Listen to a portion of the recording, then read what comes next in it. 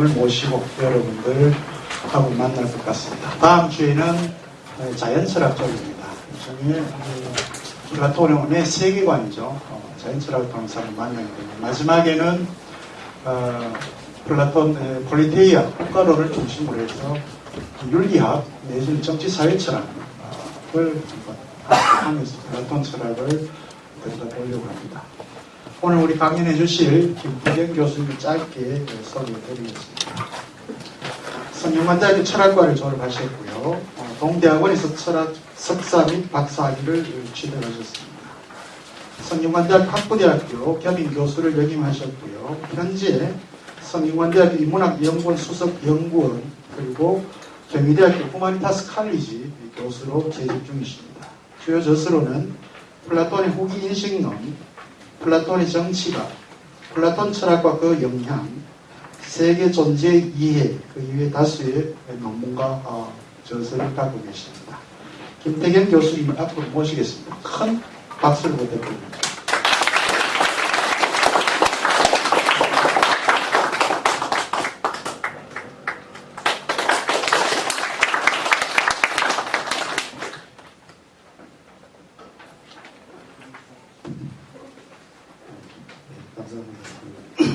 방금 소개받은 김태경입니다. 제가 이렇게 유서 높은 경영대학교에 오늘 전학 콜로퀴움에서 여러 선생님들하고 학생들 앞에서 강의를 하는 걸 아주 영광으로 생각합니다. 제가 많은 걸 알고 있지는 못하지만 제가 알고 있는 한에서 여러분들께 서식 서니까 지식을 전달해보려고 노력을 하겠습니다. 예, 그러면 시작하겠습니다. 아까 우리 선생님이 인식론 분야의 강의가 시작될 거라고 말씀하셨는데, 예, 그것과 연관된 얘기를 시작하겠습니다. 저는 여기서 우선 선생님들께 필요한 속담을 소개하면서 강의를 시작하겠습니다. 필요의 그 속담 가운데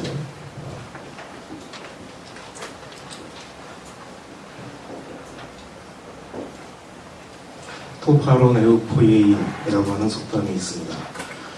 이 속담의 뜻은 주어진 것을 선용한 진이라고 하는 그 속담입니다.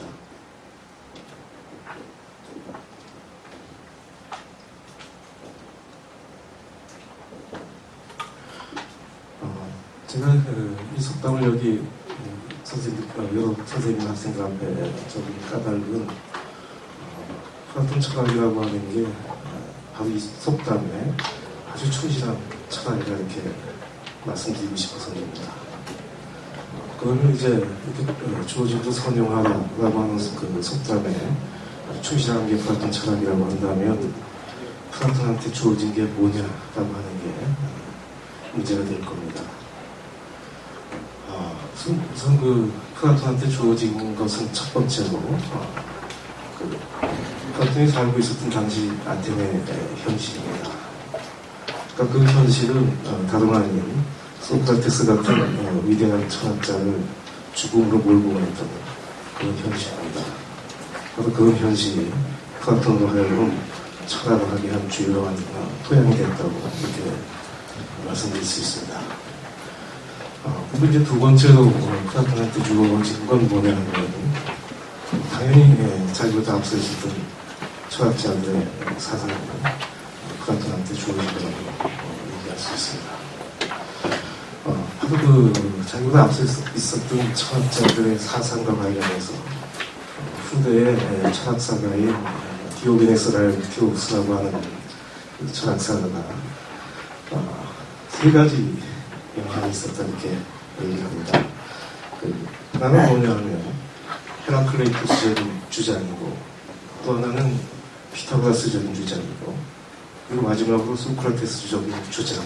그 세 가지의 혼합이 플라톤 철학에 영향을 준 거다 이렇게 얘기를 합니다. 그리고 덧붙여서 설명하기를 헤라클레이토스적인 주장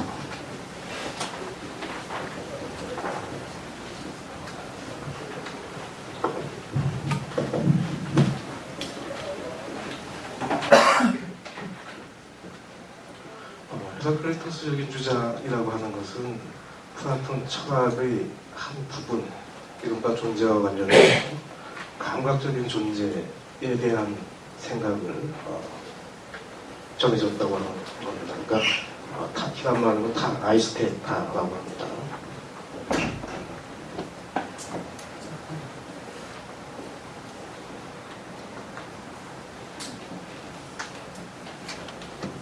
그리고 이제 그 피타고라스적인 주장인데 그거는 지적인 대상에 대한 그 영향을 플라톤한테 줬다고 그렇게 이해할 수 있다는 겁니다. 근데 물론 다들 아시고 계시다시피 피타고라스라고 하는 철학자는 수학을 중시했던 철학자죠. 그러니까 오히려 지적인 대상이라고 하는 것 가운데서도 수학적 대상에 대한 영향을 플라톤에게 준 철학자가 이렇게 얘기할 수 있습니다. 여기서 그 소크라테스적인 주장은 일단은 제쳐보도록 하죠. 자, 이제 이렇게 말씀을 드리면 플라톤한테 있어서 이른바 존재한다라고 했을 때 그 존재에는 감각적인 것과 지적인 대상, 그 양자를 다 포함하는 것이라고 얘기할 수 있습니다. 아까 처음에 첫 번째로 그 플라톤한테 영향을 준 것이 아테네 현실이라고 했을 때 그런 점에서는 플라톤 철학은 감각적인 현상 세계를 떠나 있는 어떤 이상적인 아이디어만 있는 그런 철학은 아니다 이렇게 또 얘기할 수도 있겠습니다. 어쨌든 지금 우리 인식의 문제로 들어가야 되니까 플라톤에게 있어서 그 존재라고 하는 게 감각적 존재 그리고 지적인 존재 이 다가 존재다 그렇게 이해할 수 있죠. 우리가 보통 상식적으로는 플라톤은 이데아를 얘기하고 이데아의 실제성만을 얘기하고 그런 철학자라고 생각할 수 있겠지만 우리가 접할 수 있는 감각적인 존재 다 존재 영역 속에 포함되는 거다 이렇게 볼 수가 있겠습니다. 그래서 여러분들 이렇게 그 플라톤 소피스테스라고 하는 대화편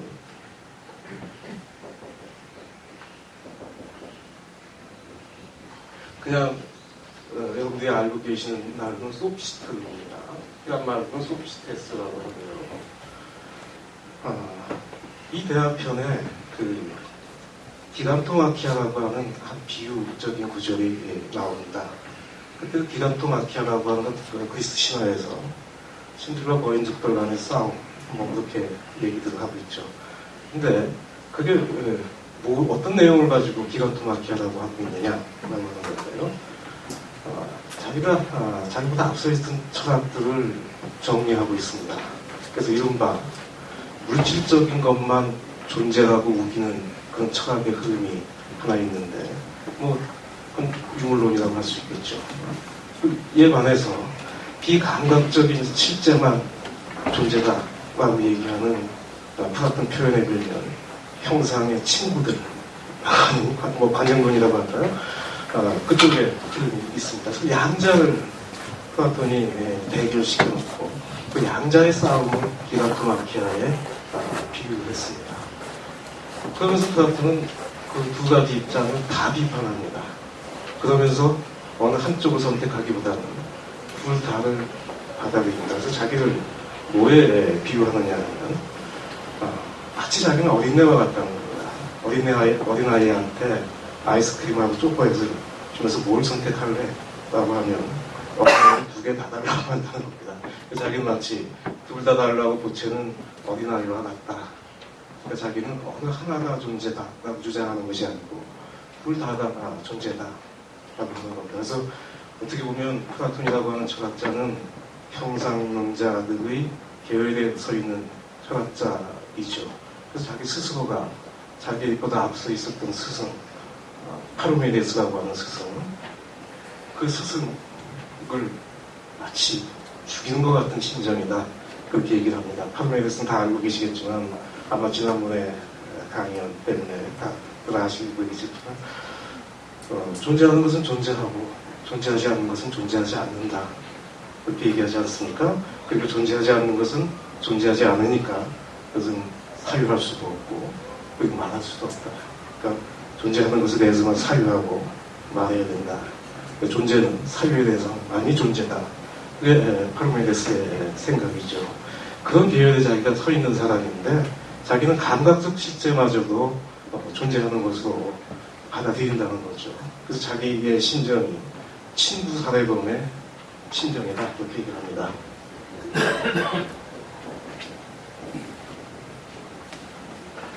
이런 말로는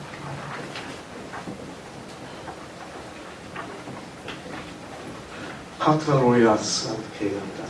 친구 살해범 마치 아버지를 죽인 것 같은 심정이다 이렇게 플라톤이 얘기를 합니다. 그러니까 제가 여러분들한테 지금 서두에 이런 말씀을 드리고 있는 것은 존재는 플라톤에게 있어서 그냥 존재입니다. 근데 그 존재가 지적인 대상도 존재일 수 있고 감각적인 대상도 존재일 수 있다라고 하는 사실을 우선 먼저 이렇게 말씀을 드립니다. 자, 그리고 이제 오늘 강의 자료에 있지만 첫 번째 인용문을 언급하면서 얘기를 시작하겠습니다. 계속 또 피테스라고 하는 대화편을 제가 인용하고 있는데 그 253E라고 하는 부분에 그런 얘기를 합니다. 그 변중술에 능하다라고 하는 말은 순수하게 철학하는 것 혹은 올바르게 철학하는 것 거기에 허용되는 말이다 이렇게 얘기합니다. 여기서 우리가 주목해 봐야 될 것은 순수하게 철학한다라고 하는 말입니다.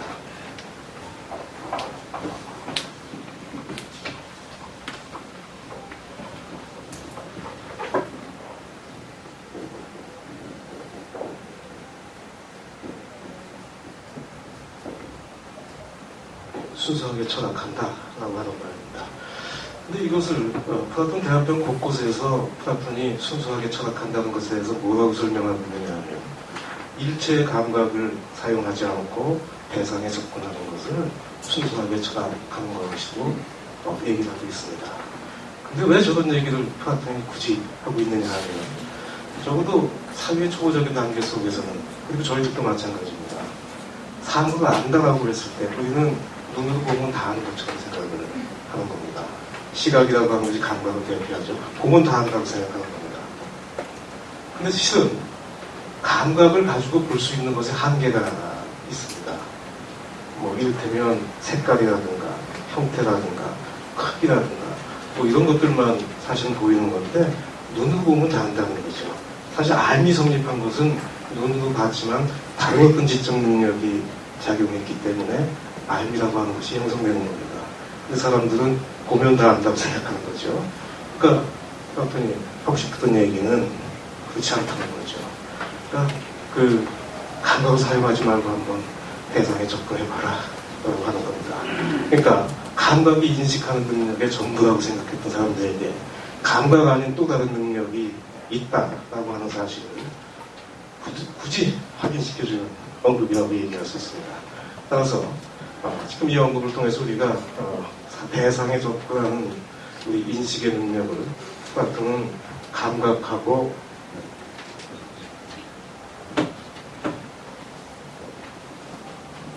혹은 뭐 이성이라고 얘기할 수도 있죠. 둘로 나눠볼 수 있다라고 하는 얘기입니다. 감각이라고 하는 걸 이란 말은 아이스테시스라고 합니다.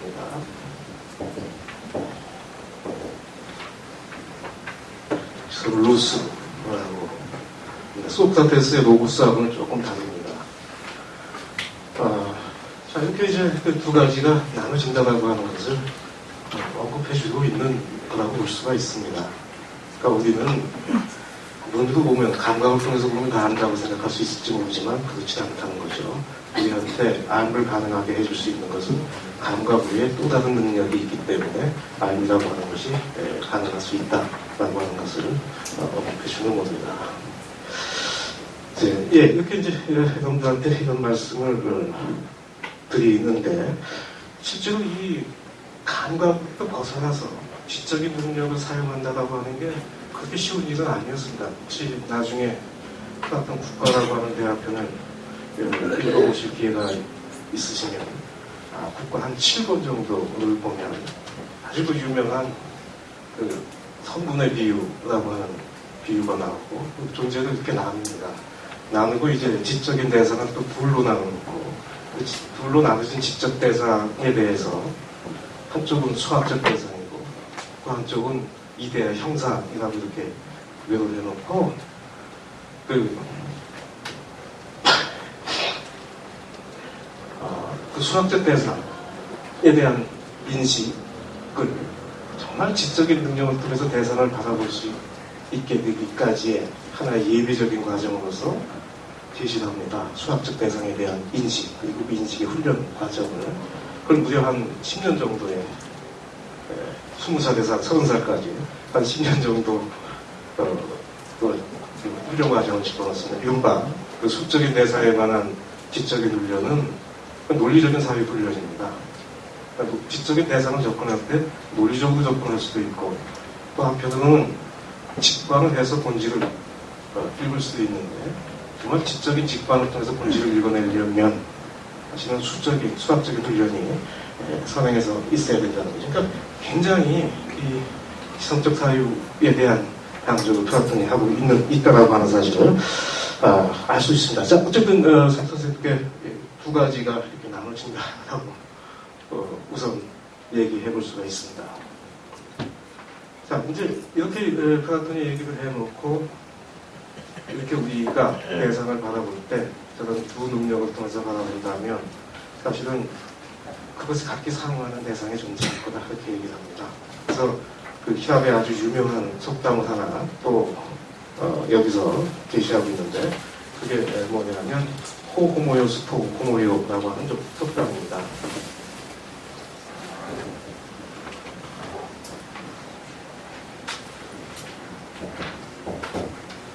그러니까 같은 것은 같은 것에 라고 하는 겁니다.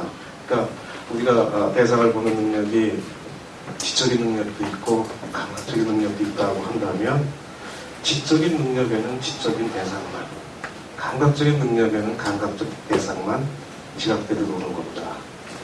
그러니까 아까도 제가 말씀드렸듯이 만약에 이런 분필을 바라보게 되면 감각을 통해서 바라보면 사실은 감각되는 것만 감각이 지각되어 들어온다는 겁니다. 그러니까 감각을 가지고 이 분필의 전부를 알 수 없다는 사실이죠. 그럼 지성을 통해서는 이 분필의 지적인 측면만이 지성을 통해서 파악돼 들어온다라고 이렇게 얘기할 수 있다는 겁니다. 그래서 감각에는 감각적 대상이라고 하는 것이 상응하고 지성에는 지적 대상이라고 하는 것이 상응한다 이렇게 얘기할 수가 있습니다. 그러니까 나의 감각이 아까도 얘기했죠. 이 분필이 가지고 있는 쓰임새라든가 기능이라든가 이런 것을 알 수가 없습니다. 그리고 나의 이성, 지성은 사실 이 분필을 이루고 있는 성질, 물질적인 성질 자체에 대한 지각을 할 수 있는 능력이 아닙니다. 그러니까 이성은 이성적인 이성에 들어오는 것을 파악하고 감각은 감각적 지각을 할 수 있는 것을 파악하는 겁니다. 자, 그래서 이렇게 제가 선생님 여러분들한테 여기 두 인식 능력을 적어놓고 그 다음에 저는 그 닮은 것은 닮은 것에라고 하는 그 히랍의 속담이 결국은 그대로 인식 대상에 적용돼서 감각에는 감각적 대상이, 지성에는 지성적 대상이 상응한다는 겁니다.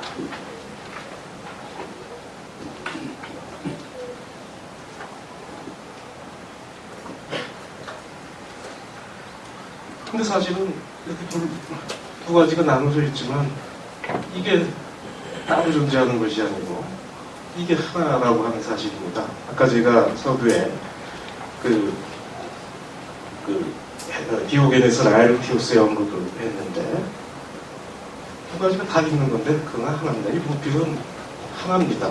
그냥 존재하는 겁니다. 존재하는 건데 내가 뭘 가지고 보느냐에 따라서 이 분필의 지적인 대상이 나한테 직관되어 들어올 것이고 그리고 내가 감각을 가지고 보면은 분필을 이루고 있는 감각의 대상이 지각되어 들어온다고 얘기할 수 있어요. 그러니까 둘은 그냥 하나로 있습니다.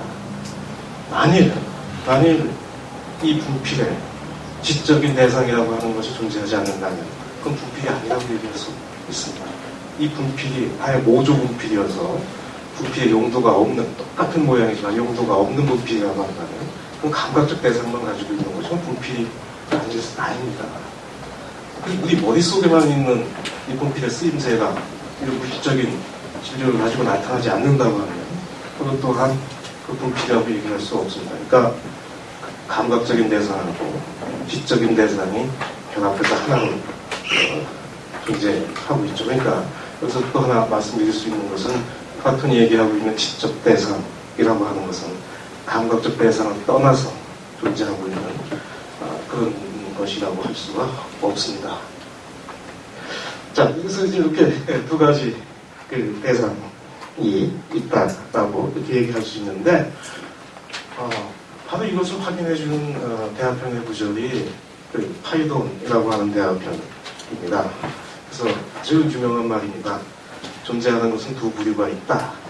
두 부류 혹은 두 종류가 있다. 이렇게 얘기합니다. 그러니까 히란 말로는 토논 디오게네라고 합니다. 존재하는 것들 가운데에는 디오게네 두 부류가 있다. 이렇게 얘기합니다. 근데 한 가지 부류는 가시적인 것이요. 또 다른 하나는 비가시적인 것이다. 이렇게 얘기를 합니다. 근데 가시적인 것은 감각의 대상이 된다는 말이고, 비가시적인 것은 감각적 대상이 아니라는 겁니다.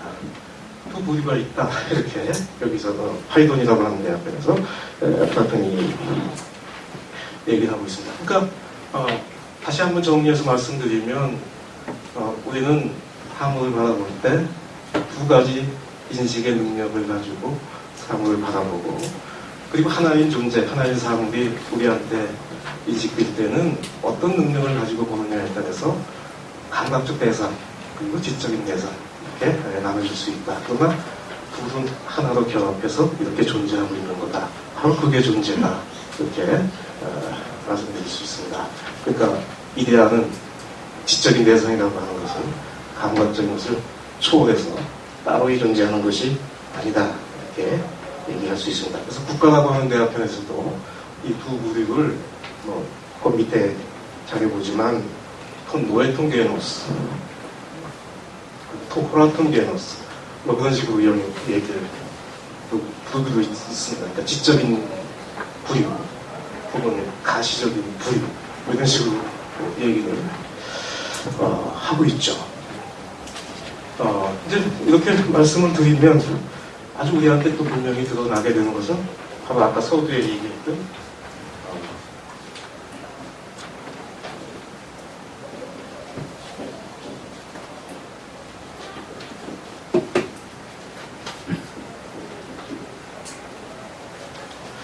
감각적 대상 아이스테톤 하면 복수는 타 아이스테타, 단수는 토 아이스테톤 이렇게 얘기합니다.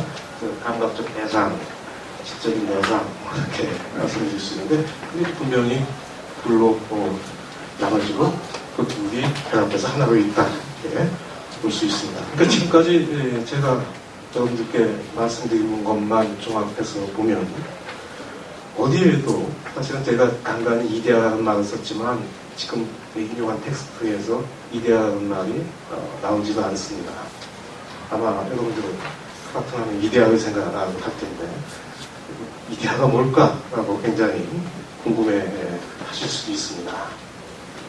그러니까 문제는 다 저렇게 감각적인 것, 지적인 것 그것도 순전히 그렇게 나눠보는 것은 간 게 아니라 존재를 바라보고 있는 우리의 그 능력 때문에 그렇게 나눠진다고 하는 사실이죠. 그래서 파이돈이라고 하는 대학원에서 또 얘기를 하기를 저렇게 두 가지로 나누는 까닭은 순전히 우리 인간의 피시스에 근거해서 우리 인간의 피시스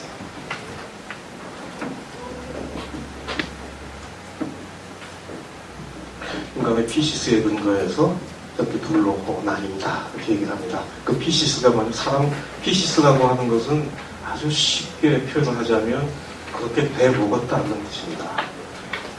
사람이 그렇게 돼 먹었는데 어떻게 돼 먹었느냐 하면 세상을 존재를 바라볼 때 감각을 바라보기도 하고 그렇게 돼 먹었고 그리고 지성이라고 하는 능력을 동원해서 바라보게 돼 먹은 게 그 사람이라는 인간의 피시스라고 하는 겁니다. 자, 그래서 이렇게 둘로 나눠진다 이렇게 플라톤이 이야기를 하고 있습니다.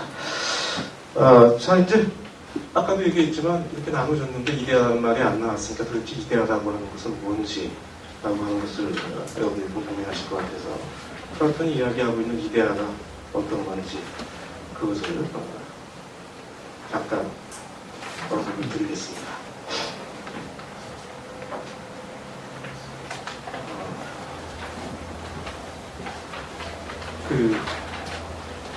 이 감각, 아까 그 감각으로서 우리가 시각을 들었습니다. 이 감각을 대표하는 것으로서 시각을 들었습니다. 근데 시각은 보는 능력입니다. 시각은.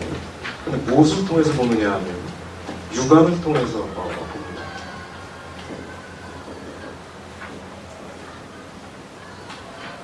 육안을 통해서 봅니다. 근데 지성은 이것도 역시 보는 능력입니다. 근데 이걸 뭘 통해서 보느냐 하면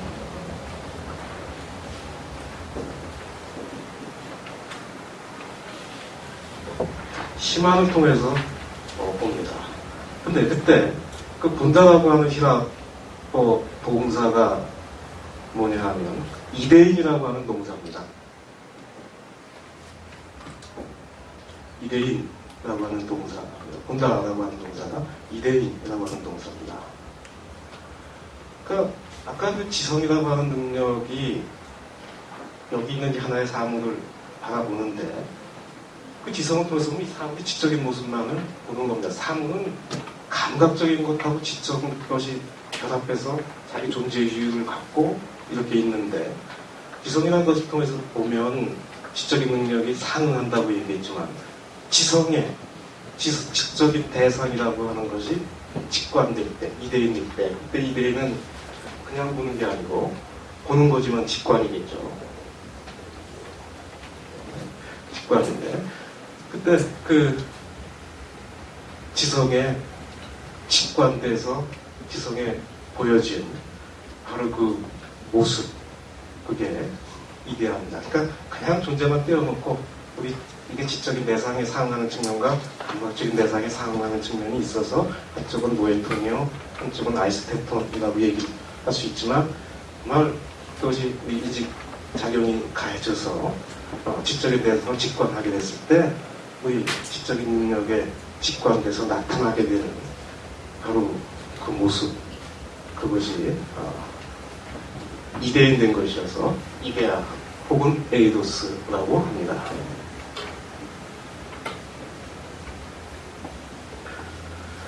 이데아 혹은 에이도스라고 합니다. 그러니까 이 이데아 혹은 에이도스라고 하는 것은 사실은 노에톤하고 다를 바가 없는 겁니다. 근데 우리 지성이라고 하는 지성의 능력을 연관지어서 그 지성의 능력이 직관했다고 했을 때 직관된 바로 그 모습에 대해서는 이데아라고 칭하자라고 하는 겁니다.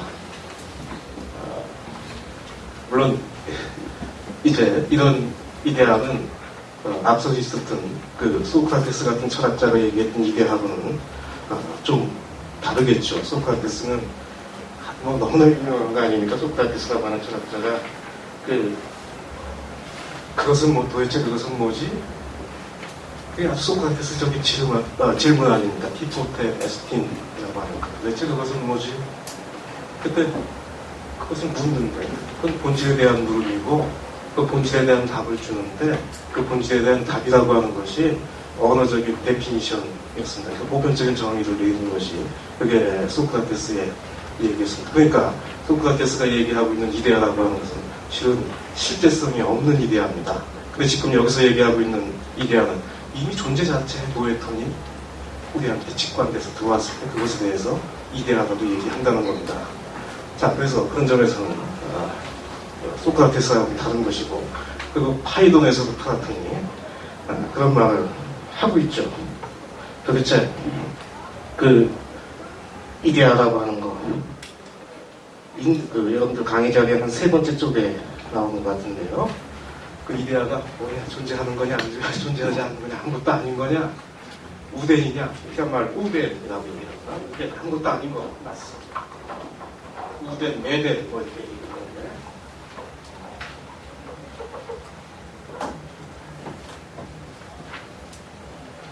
아무것도 아닌 거냐? 있고, 혹은 TA나이 존재하는 어떤 거냐? TA나이 존재하는 어떤 거냐? 당연코 존재하는 이데아는 실제하는 거다 라고 얘기를 하고, 굳이 그런 답변을 하지 않더라도 아까 우리가 설명했던 그런 도식을 가지고 비춰보면 그 이데아 자체라고 하는 것, 노에톤이라고 하는 것이 바로 존재라고 하는 사실은 분명하게 드러나게 됩니다. 그래서 이제 제가 여러분들께 지금 여기서 그 말씀드리고자 하는 것은 바로 이제 이 플라톤이라고 하는 철학자에 있어서 이데아나 실제하고, 그리고 또 그 이데아라고 하는 것은 사실은 감각적인 것을 떠나서 존재하는 것이 아니고 감각적인 것과 결합해서 존재하는 그런 실제다, 이렇게 얘기할 수 있습니다. 후대에 아리스토텔레스 같은 철학자가 플라톤의 이데아를 아주 신랄하게 비판을 했습니다. 플라톤이 얘기하고 있는 이데아는 현상적인 감각적인 세계를 떠나서 따로이 존재하는 거다, 그렇게 얘기해요. 그게 이른바 코리스모스라고 하는 문제입니다.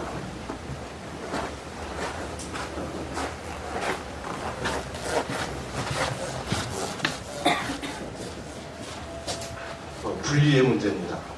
근데 사실 분리되어 있지 않지 않습니까? 그냥 있는 겁니다. 도대체 이데아가 이걸 벗어나서 어디에 존재하고, 지적인 대상이 이것을 벗어나서 어디에 존재합니까? 그냥 하나로 존재로서 있다라고 하는 사실입니다. 자, 이제 제가 여기서 이렇게 우리 인식의 능력, 그리고 인식의 대상, 그 둘로 나눠놓고 말씀을 드렸는데, 그렇죠? 그것과 관련해서 그것의 인식이라고 하는 문제에 대해서 조금 들어가 볼 필요가 있습니다. 플라톤 그 국가라고 하는 대화편에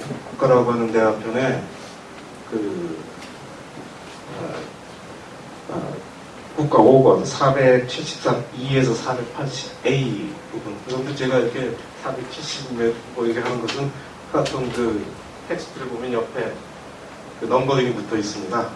이제 스테판수 넘버라고 하는데, 인용할 때는 이제 그걸 보고 인용을 하기 때문에 지금 그런 말씀을 드리는데, 거기에 이제 무슨 얘기가 나오느냐 하면, 철학자를 정의를 내려요.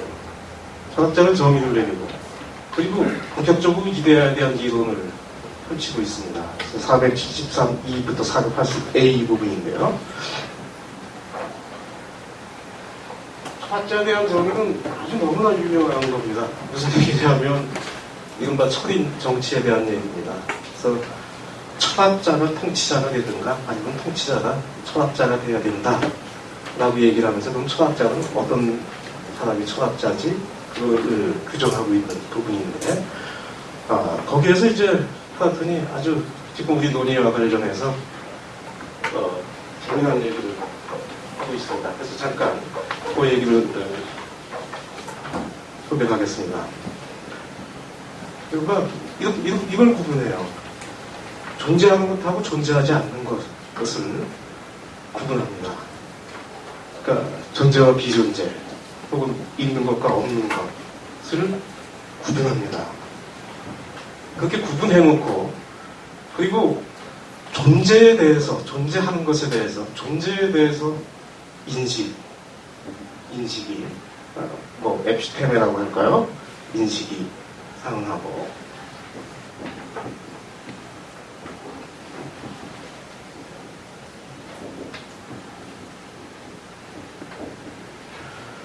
존재하지 않는 것, 비존재, 무지가 상응한다는 겁니다. 그야말로 아그노리아라고 합니다. 근데 이 얘기는 무슨 얘기냐면, 존재에 대해서는 지식이 상응하고 존재하지 않는 것에 대해서는 무지가 상응한다고 쉽게, 무지라고 하는 것은 지식이 없다는 뜻입니다.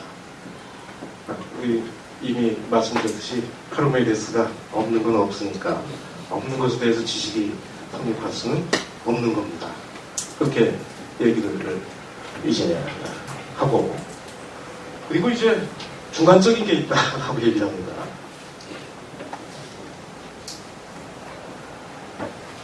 그 중간적인 것에 상응하는 것이 뭐냐 하면 의견, 독사다 이렇게 얘기를 합니다. 의견. 독사다 이렇게 이야기를 합니다. 그러면 이제 인식이 존재에 대해서 성립하는데, 그럼 저 존재는 어떤 존재인지, 저게 감각적인 건지 이대한지 뭔지 이런 것이 궁금해질 수 있겠는데, 첫째 저 존재는 온토스 온이라고 할 수 있는 참으로 존재하는 것이라고 얘기할 수 있겠고, 그런 존재는 지적인 대상이고 뭐 이데아라고 얘기할 수가 있습니다. 그럼 여기서 얘기하는 그 중간적인 것, 그게 오히려 감각적인 대상이라고 얘기할 수 있고, 바로 그런 감각적인 대상에서 지식이 성립할 수 없다라고 하는 언급을 플라톤이 하고 있습니다. 근데 바로 이 문제와 관련해서 약간 우리를 조금 혼동스럽게 만들면서도 또 한편으로는 이해가 갈 수 있게 만드는 그 얘기가 있는데, 소피스테스라고 하는 아까 얘기했던 그 대화편에 나오는 얘기죠. 또 그 대화편은 실은 그 당시에 굉장히 영향이 컸던 지식인의 부류가 소피스테스입니다. 그러니까 소피스테스라고 하는 부류의 인간이 어떤 인간이냐 그걸 따지는 건데, 우리 한 6차례에 걸쳐서 정의를 내리고 있는데, 그 정의를 내리고 있는 과정 가운데 하나 나오는 소피스테스에 대한 정의가 거짓말을 하고 다니는 사람이라고 정의를 내립니다. 소피스테스라고 하는 부류의 인간은 거짓말을 하고 다니는 자야. 근데 플라톤은 그렇게 얘기를 해놓으면 그 다음에 그걸로 끝일 수는 없는 겁니다. 도대체 거짓말이 뭔지라고 하는 것을 규정을 또 해야 됩니다. 거짓말이라고 하는 게 뭔지 했더니, 실제로 소피스테스라고 하는 사람들은 거짓말을 하고 다녔고, 그래서 거짓말이 실제 하는 겁니다. 근데 그 실제 하는 거짓말에 대해서 정의를 내리려고 하니까 그때 문제가 생기는 겁니다. 거짓말을 정의하려고 하다 보니까 아까 존재하는 것을 존재하지 않는 것이라고 얘기하고, 존재하지 않는 것을 존재하는 것이라고 얘기하는 것이 거짓말이다 이렇게 규정할 수밖에 없습니다. 근데 지금 비존재 그건 아예 없는 겁니다. 그래서 아그노이아가 상응한 거죠. 그리고 파르메데스도 있는 것은 있고 없는 것은 없다라고 얘기를 했습니다. 그럼 없는 것은 없으니까 없는 것에 대해서 사유할 수도, 그리고 외계인 말할 수도 없는 겁니다. 따라서 파르메데스의 생각을 쫓아가게 되면 거짓말에 대한 규정이 불가능해집니다. 거짓말이 실제함에도 불구하고 거짓말에 대한 정의가 불가능해집니다. 그럼 플라톤으로서는 거짓말 정의를 내려야 되니까 존재하지 않는 것, 비존재가 존재한다라고 하는 것을 증명해야 됩니다. 다시 얘기를 하면 비존재는 없는 게 아니고 비존재는 있는 거다라고 하는 것을 플라톤이 증명을 해야 됩니다.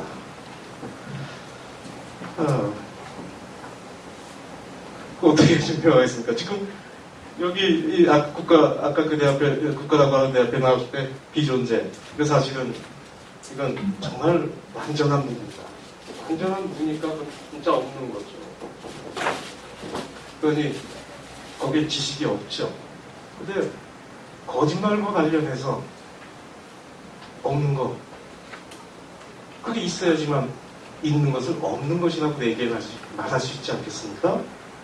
어떻게 없는 것이 있다라고 증명할 거냐라고 하는 게 문제고, 그리고 바로 그 없는 것이라고 하는 게 어떤 존재고 어떤 방식으로 존재하는 것인지 그거를 조금 생각해 볼 필요가 있을 것 같습니다.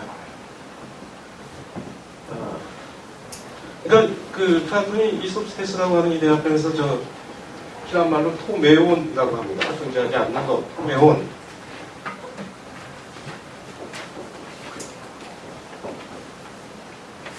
뭐 그냥 not being이라고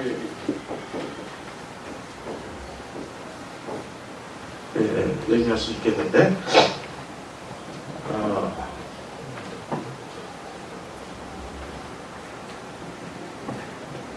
주목을 그 비동사 서양언어의 비동사 용법에 중요했어요. 그러니까 자기가 거짓말을 문제 삼기 전까지 파르메데스의 논리는 100년간 플라톤이 등장할 때까지 100년간 깨지지 않았습니다. 이른바 A는 A다라고 하는 동일에 입각한 그런 논변 자체가 깨질 수가 없었던 겁니다. 근데 토메온이 있다라고 하는 것을 증명할 필요가 있었습니다.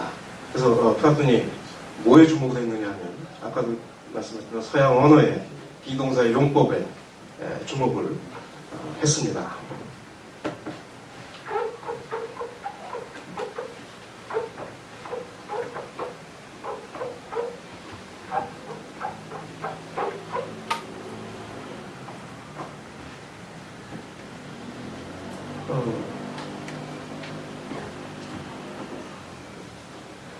그야말로 A9이라고 합니다. 그 피라보 같은 경우에 원래 A9은 인피니티브 형태입니다. 근데 동사 같은 경우 사전에서 쳐질 때는 라틴어도 마찬가지입니다. 인피니티브 형태를 쓰지 않습니다. 단수 1인칭형.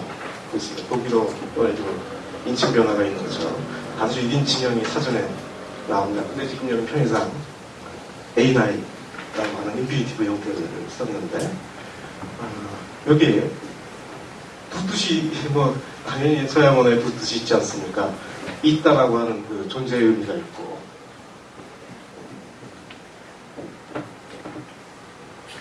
이다라고 하는 계서라고 할까요? 그 의미가 있습니다. 있다, 이다라고 하는 있다라고 하는 것을 명사화시키면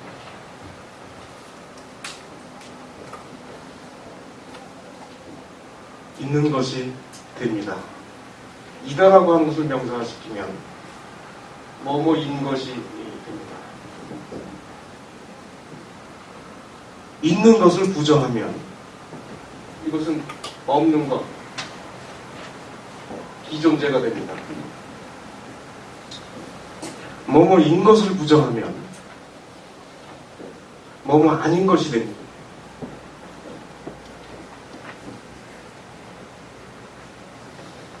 뭐뭐 아닌 것이 됩니다.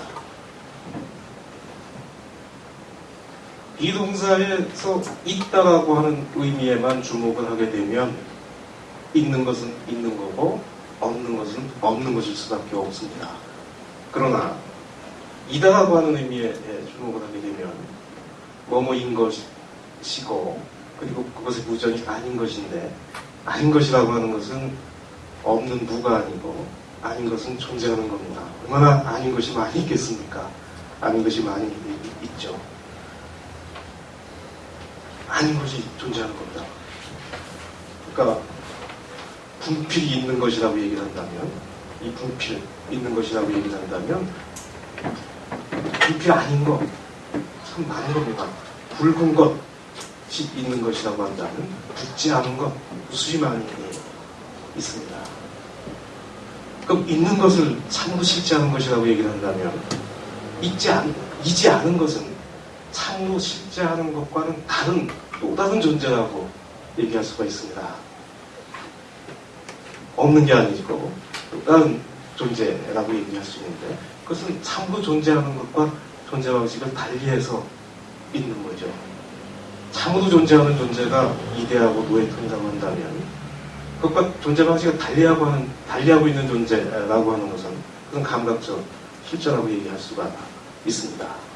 그러니까 아까 플라톤 국가에서 있는 것에 대해서는 인식이, 없는 것에 대해서는 무지가, 중간의 것에 대해서는 의견이, 감각을 통한 의견이 성립한다고 얘기를 했는데 지금 이 파르메데스나 소피스테스의 플라톤 소피스테스의 논변을 쫓아보기가 다시 한번 정리를 해보면 이제 플라톤에게 있어서 없는 것을 있는 것이라고 증명을 했을 때 그 없는 것이 있다라고 했을 때 그 있는 것은 이제는 그게 뭐냐면 참도 존재하는 실제와 존재 방식을 달리하고 있는 거니까 그런 대상이 감각적 대상이라고 얘기할 수가 있습니다. 그러니까 감각적인 것은 참으로 존재하는 이데하고는 존재 방식을 달리하고 있습니다. 자, 그래서 이제 제가 여러분들께 말씀드리고자 하는 것은 이 구존재의 존재 방식에 대해서 조금 언급을 해야 되겠습니다.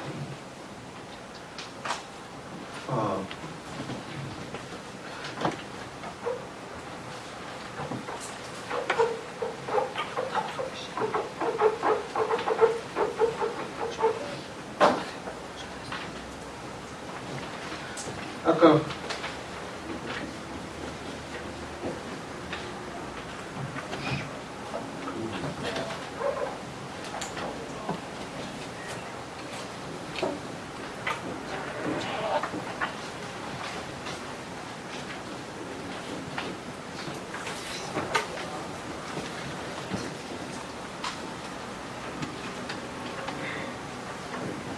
이렇게 얘기했는데 지금 이제 국가에 나오는 얘기하고 소프트테스 편에 나오는 얘기를 해서 보니까 이제 이 아이스테시스도 참으로 존재하는 것에 대해서는 참 존재가 아닌 존재, 존재 방식을 달리하고 있는 존재라고 얘기해볼 수가 있겠죠. 근데 이제 이 두 가지가 존재하는 방식이 다르다는 거죠. 뭐 아주 상식적인 얘기 아니겠습니까? 감각적인 실제라고 하는 것은 실은 생성 소멸하고 변화하는 거고, 그리고 늘 그때그때 다른 모습으로 존재하는 거고, 따라서 그야말로 폴리에이데스라고 합니다. 여러 가지 모습으로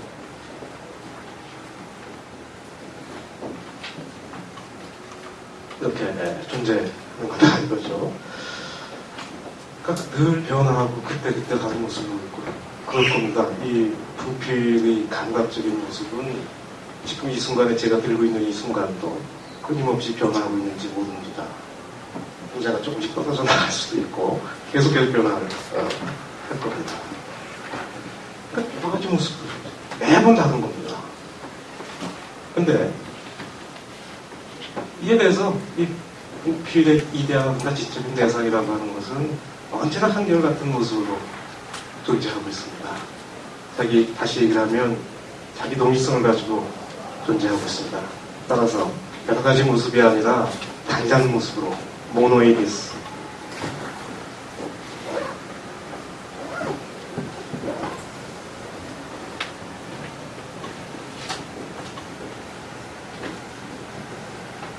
단일한 모습으로 존재하고 있습니다. 그럴 겁니다.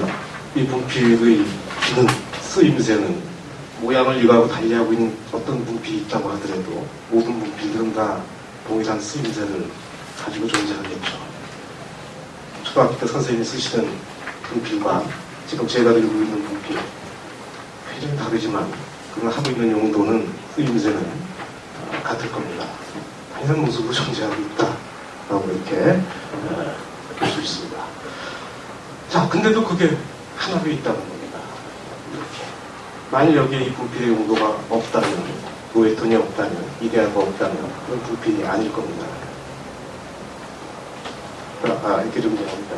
그래서 어쨌든 존재 방식이, 양자의 존재 방식이 다르다, 이렇게 얘기할 수가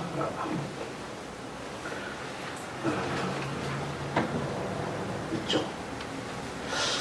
자, 이제 뭐 이렇게 얘기를 하고, 보통 이제 플라톤 얘기를 하면, 저렇게 그 인식의 얘기 들어가기 전에, 인식의 얘기를 조금 더 얘기하기 전에, 저렇게 양자의 존재 방식 얘기하고, 그리고 그 존재 방식 때문에 그때그때 달리하는 것에 대해서 인식이 상응할 수가 없는 거고, 한 가지 다양한 모습을 가지고 있는 것에 대해서 보편적 인식이 가능한데, 그렇지만 이 둘 사이의 관계가 어떻게 되는 거냐라고 하는 관계의 문제라고 하는 게 늘 이제 이 플라톤을 공부하게 되면 그 문제에 관심을 갖고 그것에 대한 설명을 요하게 됩니다.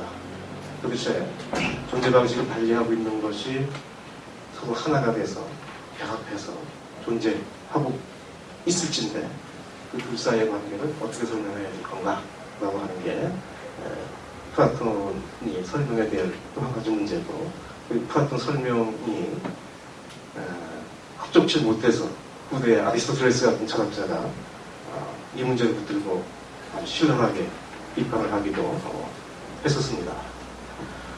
네, 이 양자사의 관계에 대해서 이제 플라톤이 얘기를 하기를 뭐라고 얘기를 하느냐 하면 그 파이돈이라고 하는 대학편 인용을 해놨는데 세 가지 용어를 빌어서 설명합니다. 한 가지가 뭐냐 하면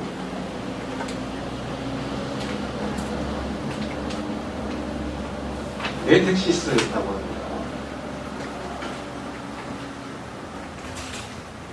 관여라고 합니다. 독일 말로는 이걸 뭐 타인하베 그걸 이 말을 보냈을 때 무슨 군인 뭐 이런 식으로 번역하는데 메텍시스라고 관여라고 하고요. 또 다른 하나는 파루시아라고 하는 말을 씁니다. 이건 파루시아, 마치 독일어의 다자인 비스처럼 거기에 있다라고 하는 겁니다. 거기에 나타난, 거기에 있음, 뭐 그런 뜻입니다.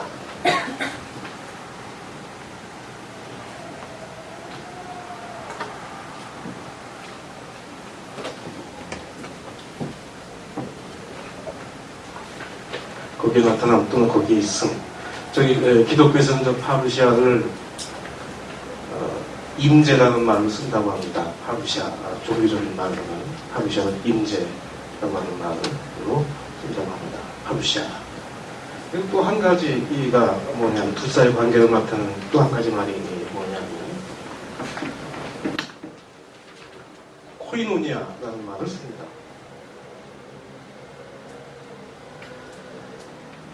코이노니아라고 하는 말을 씁니다. 결합입니다. 결합이라고 하는 말입니다. 코이노니아. 세 용어를 빌어서 저 코이노니아 저것도 기독교에서 많이 쓰는 말입니다. 친교니, 교제니, 무슨 공동체니 뭐 이런 의미로 많이 쓰고 있는 말이 코이노니아라고 하는 말입니다. 자, 이제 불사의 존재 방식이 달리하고 있는데 어쨌든 달리하고 있는 게 하나로 있으니까 도대체 둘이 어떻게 관계를 맺어서 이 분필이 분필로서 존재 이유를 갖는지라고 하는 설명인데 거기 얘기를 든 게 그렇습니다. 그 아름다움 자체라고 하는 그 아름다움 자체. 플라톤에게서는 뭐뭐 자체가 그 이데아를 가리킵니다. 아름다움의 이데아 뭐 이런 겁니다. 아름다움 자체. 그렇죠? 그래서 예를 들면 아름다운 꽃이 아름답다라고 한다면 아름다운 꽃이 아름답다라고 한다면 그 꽃이 아름다움이라고 하는 이데아에 관여하고 있기 때문에 아름답다 이렇게 얘기할 수 있다는 겁니다. 아름다움이라고 하는 이데아가 있는데 그 아름다움이라고 하는 이데아에 그 꽃은 여러 가지 개별적 실제로 나타나죠. 아름다운 꽃은 다 아름답겠지만 조금 덜 아름다운 꽃도 있을지 모르겠죠. 근데 아름답다라고 하는 것은 아름다움이라고 하는 이데아 자체에 이데아에 관여해서 그렇다. 엉뚱해서 아리스토텔레스 비판이 양자의 관계를 좀 굉장히 논리적으로 설명을 해야 되겠는데 플라톤은 그냥 논리적인 표현을 빌어서 설명하고 있다 이 비판을 하고 있습니다. 근데 어쨌든 아름다운 감각적 실제가 꽃이라고 하는 감각적 실제가 아름다움 자체라고 하는 형상에 관여함으로써 그 꽃 자체가 아름다운 꽃이 아름답다라고 그렇게 설명하는 방식이 관여라고 하는 거죠. 그러니까 어떻게 보면 이 감각적 대상이 지적인 대상에 관여하는 겁니다. 다시 뭐 이데아라고 쓸 수 있겠죠. 거기에 관여한다 이렇게 얘기할 수가 있겠죠. 그다음 파루시아는 뭡니까? 이것 안에 아름다움이 그 안에 있다 그 뜻입니다. 그 안에 나타난다. 파루시아. 그 안에 있다. 그 안에 나타난다. 라고 하는 거죠. 그러니까 아름다운 꽃이 아름다운 것은 아름다운 이데아가 꽃 안에 있어서 그래. 뭐 그렇게 얘기를 한다라고 하는 겁니다. 아름다운 이데아가 그 안에 있어서 그래. 이렇게 얘기를 하죠. 근데 지금 이 두 가지는 사실은 어느 면에서는 약간 좀 애둘러서 얘기하고 있는 표현 방식입니다. 어느 한쪽에 관여하고 어느 한쪽 안에 나타난다라고 하는 건 좀 애둘러서 표현하고 있는 거죠. 뭐 그렇게 얘기하느냐? 그냥 둘이 결합하고 있다고 하면 되지. 우리가 그게 코이노니아입니다. 둘이 결합하고 있다. 그러니까 둘이 결합해서 하나가 커뮤니언입니다. 모아서 하나가 된 겁니다. 커뮤니언. 둘이 결합해서 하나다. 그런 방식으로 이제 이 둘 사이의 관계를 플라톤이 설명을 하고 있습니다. 자, 그러면 이제 다시 그 인식이라고 하는 것과 관련해서 조금 더 여기 깊게 언급을 드리면,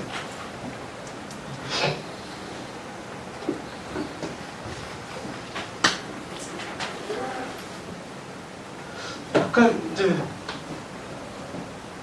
여러 가지 모습으로 늘 변화하는 것이어서 그런 실제에 대해서 인식이 성립할 수 없고, 그리고 그렇지 않고 변하지 않는 불변의 실제에 대해서 보편적 인식이라고 하는 것이 가능한데, 도대체 그 인식이라고 하는 게, 지식이라고 하는 게 뭐냐? 여기에 대해서 지식이 나와. 그래, 뭐 볼 수 있겠죠. 그렇게 받아들일 수 있겠지만, 도대체 지식이라고 하는 게 어떻게 성립할 수 있는가? 라고 하는 게 그 다음 또 플라톤이 설명해야 될 문제입니다. 자, 이제 그 문제와 관련해서 플라톤이 이제 그 보편적 인식의 성립에 관한 한 방법을 제시하고 있는데, 그게 바로 이제 그 변증술이라고 하는 방법입니다.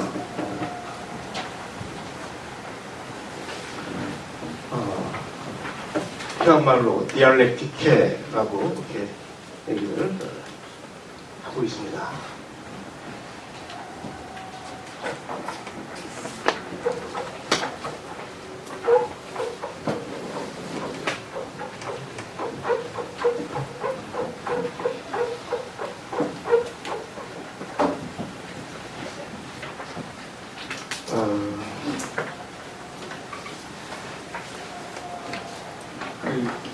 물론 변증술이라고 하는 이 말은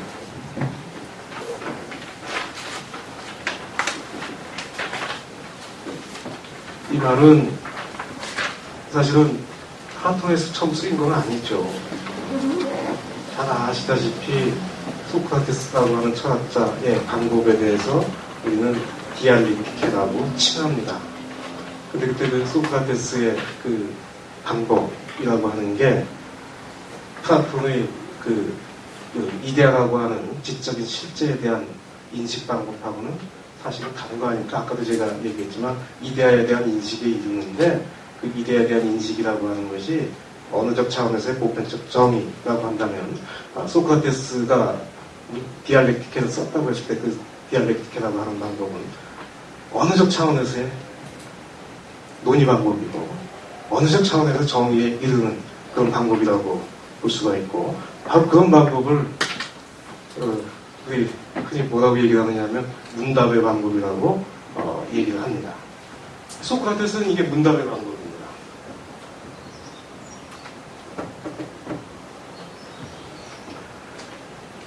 근데 이게 플라톤하고 연관될 수 있는 게, 소크라테스의 문답의 방법이 플라톤하고 연관될 수 있는 게, 이 문답의 방법의 그 두 절차 가운데 하나를 주목해 보면 알 수 있습니다. 이 문답의 방법의 두 절차 가운데 하나가 뭐냐 하면 논박이라고 하는 절차입니다.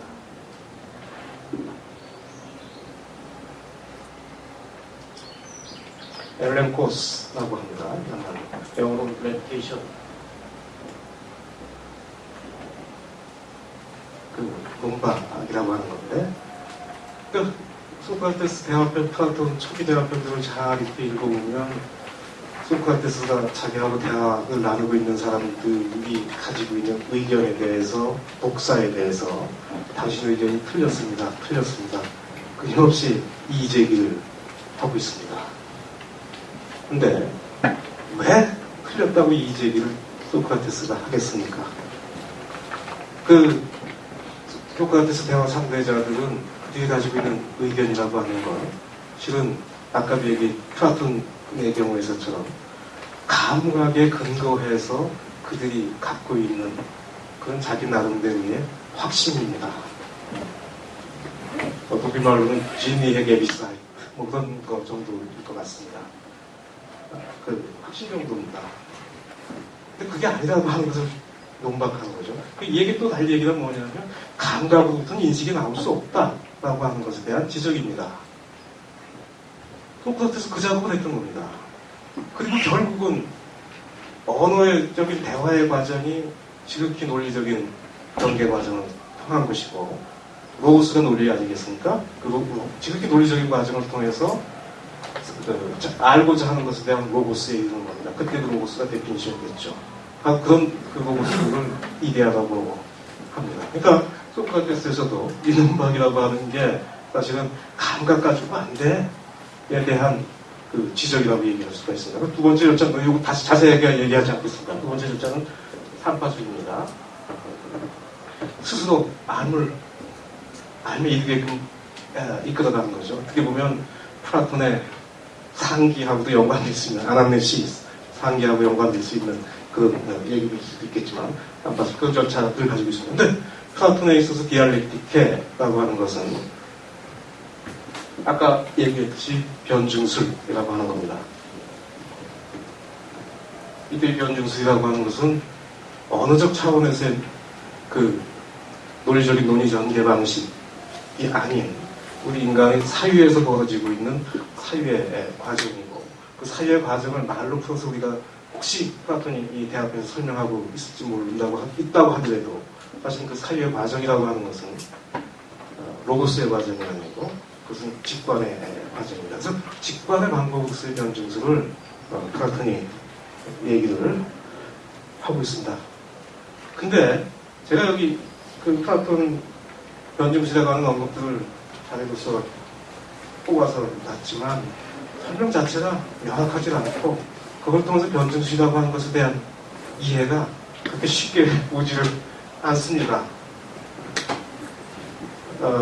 그래서 저도 그렇다고 해서 저도 그러면 이 플라톤의 언급을 아주 명쾌하게 여러분들께 설명을 드릴 수 있느냐? 그렇지는 못합니다. 네. 일단은 아까 얘기했지만 그 감각을 사용하지 않는다는 겁니다. 그래서 거기 보면 플라톤 국가 511BC에 보면 이성 자체를 통해서 인식하는 방법이다 합니다. 근데 그 국가 거기 언급 때문에 제가 하나 더 여러분들한테 덧붙여 이야기를 드리면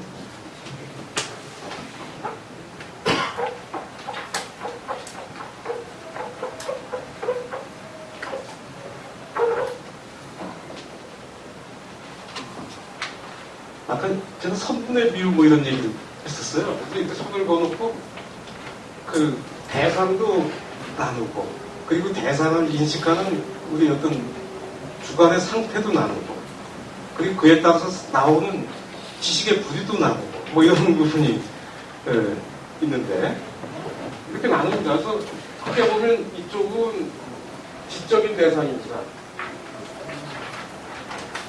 그리고 이쪽은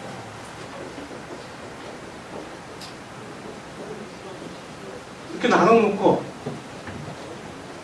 지적인 대상을 인식하는데 이 지적인 대상도 둘로 나눠진다는 겁니다.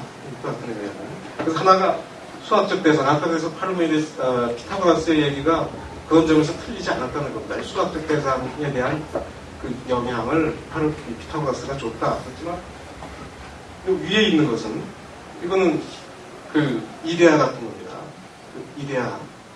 그러니까 수적인 대상하고 이데아하고는 좀 다르죠. 이를테면 아까도 제가 말씀드렸듯이 이 분필은 여기 있는 이 책상도 마찬가지고요.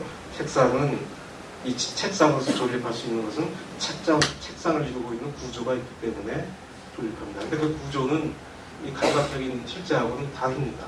근데 그 구조는 수적으로 표현되는 겁니다. 그런데 그 구조가 있어서 이 책상이 책상으로서 조립하는데 그런데 그로부터 나올 수 있는 게 뭐냐면 책상이 제 기능을 하고 있다는 겁니다. 바로 그때 그 기능이라고 하는 게 이데아처럼 얘기가 될 수 있을 겁니다. 이렇게 둘로 나눕니다. 그리고 이제 사실 수학적 대상을 인식하는 방법은 이데아를 인식하는 방법하고는 다르지 않겠습니까? 우리가 다 알고 있다시피 수적인 조작이라고 하는 건 아주 논리적이지 않습니까?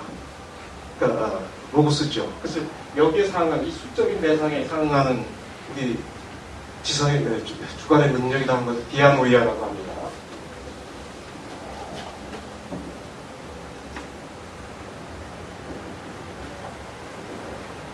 디아노이아라고 하는데 이걸 보통은 그냥 사고 이렇게 번역하는데 그때 그 사고가 어떤 사고냐 하면 논리적인 사유입니다. 논리적인 그 수적인 대상에는 논리한다는 겁니다. 논리적인 그리고 이게야 나에 대해서 직관하는 디알렉틱이다.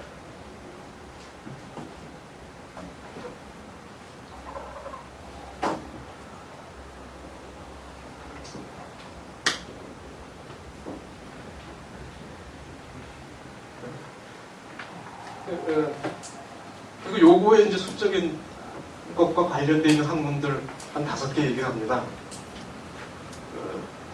뭐 요즘 지구 얘기를 하면 만약에 이게 진짜 철학이고 이게 보편적인 학문이고 이것도 학문이지만 그러나 이것은 개별적인 학문이고 뭐